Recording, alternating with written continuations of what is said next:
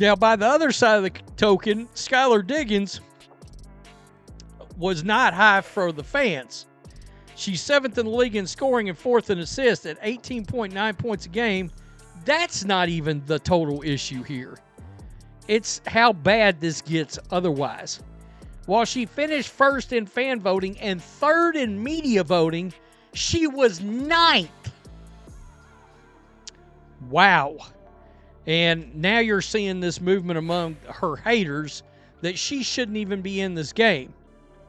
Why would the top rookie, Caitlin Clark, lead the league in points and assists, yet still face humiliation in the All-Star voting? And what's causing this shocking divide between fans, media, and players? You won't believe what some WNBA stars are saying behind the scenes about Clark's popularity and her place in the league. Before we move on, I'd like to ask you a small favor. If you appreciate this content, please take a second to like this video and subscribe to the channel. Over 98% of you watch the videos without subscribing. It costs you nothing, but it makes a huge difference to us. So did you click the subscribe button? Great. Thank you so much. Now, back to the video. Caitlin Clark's numbers are undeniable. She's already a stat sheet destroyer in her rookie season, topping the league in points per game and leading all players in assists. And it's not just the stats. Her highlight reel plays are dominating social media, and her jersey sales are through the roof. Fans love her. Analysts can't stop raving about her. No rookie has had this level of hype in years. So how does someone like that land 9th in player voting for the All-Star game?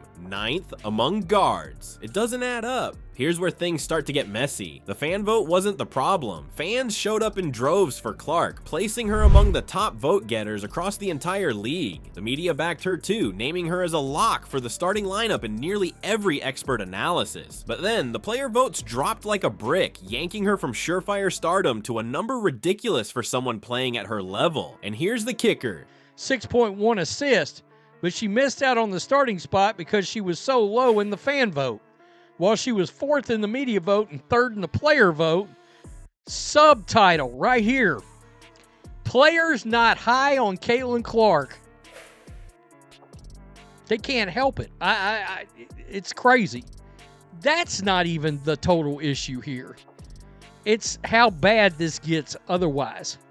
While she finished 1st in fan voting and 3rd in media voting, she was 9th.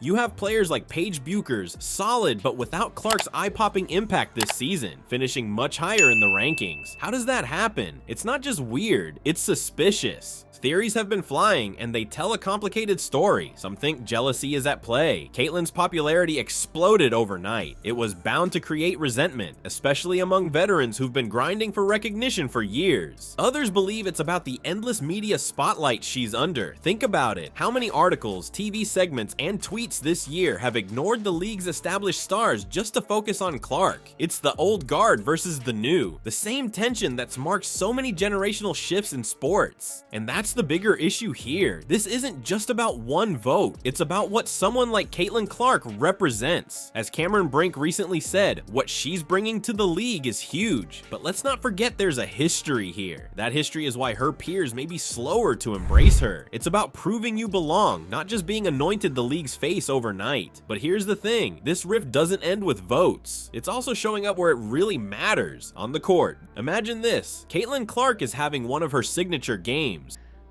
It showed up in this vote. Seriously. The 2025 WNBA All-Star Game is fast approaching and the player pool is filling up. Now, by the other side of the token, Skylar Diggins was not high for the fans. She's 7th in the league in scoring and 4th in assists at 18.9 points a game, so another week. Once the full player pool has been determined, Clark and Collier will draft their rosters on July 8th. Now, let's look at this next. Sharp passes slicing through defenders, her three-point shots dropping like they're magnetized to the hoop. But the second she hits her stride, the game takes a turn. A hard shove under the basket, a shoulder to her chest on a drive. Clark isn't just competing, she's surviving. It's becoming a pattern, and people are starting to notice. Clark's style of play is a problem for defenders. She moves with a confidence and aggression that's almost surgical, breaking down defenses with ease. Her range means she can hit shots from places most players wouldn't even try, and her playmaking makes her unpredictable. But it's this relentless approach that's also making her a magnet for physical targeting. Opponents have started picking up on one thing: physical play slows her down, at least for the moment. Take the scuffle against the Connecticut Sun late in the fourth quarter. A hard foul turned into a heated exchange when Clark swung her arm free from a defender pulling at her jersey. The fans first, the media third, and the players ninth. It's unbelievable. It really is. And it, to me, shows that when it comes to Caitlin Clark, these players are not getting any better. I think they're locked in. They're bound and determined to hate on the Indiana Fever guard. Wow. And now you're seeing this movement among her haters that she shouldn't even be in this game. It looked minor on replay, but the frustration was obvious. Then there's the incident with Angel Reese, a flagrant foul that sent Clark crashing to the floor when she went up for a layup. The refs called it, but Clark's grimace as she got up said it all. This isn't just tough basketball, it's personal. Some are quick to call it part of the game, like Sophie Cunningham, who has said the league is getting more physical every year, and that stars have to adapt. Stephanie White, though, has mentioned her concerns about younger players, saying it's becoming harder to protect the league's talents. Even Chris Evert chimed in recently to criticize officials for ignoring what she called calculated tactics to wear her down. I mean, for everything she's done for these players in this league so far, they can't stand her. And Caitlin Clark was named captain because she received the most fan votes, a record-setting 2.93 million, almost 2.3 million. But she did not have the highest weighted score among guards.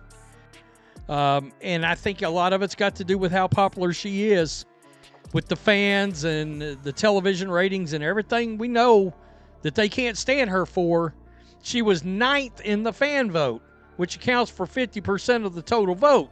As a result, her weighted score is 6.25, remained ranked 6th among guards. The no calls are piling up and fans see it. Word spreads fast when clips of Clark getting hammered go viral, with memes like The Simpsons one, Lisa getting bullied for being a star student, mocking the treatment she's getting. So what's really fueling all this? It might seem like just defense, but her popularity and media spotlight clearly add layers here. You wonder how much of it is a message. Prove you belong. Whatever the reason, Clark's ability to keep dominating through it is turning her into a legend in real time. Caitlin Clark isn't just shaking up the WNBA with her insane numbers and highlight plays. She's forcing the league to confront its deeper divides. Her all-star snub exposed the rift between the old school players and rising stars, while the physical targeting on the court revealed how some opponents are reacting to her rapid rise. Fans have rallied behind her, breaking voting records and driving up viewership, but the challenges she faces highlight the growing pains of a league grappling with change. Supporting Clark isn't just about recognizing her talent, it's about embracing a new era of women's basketball that's unfolding right now.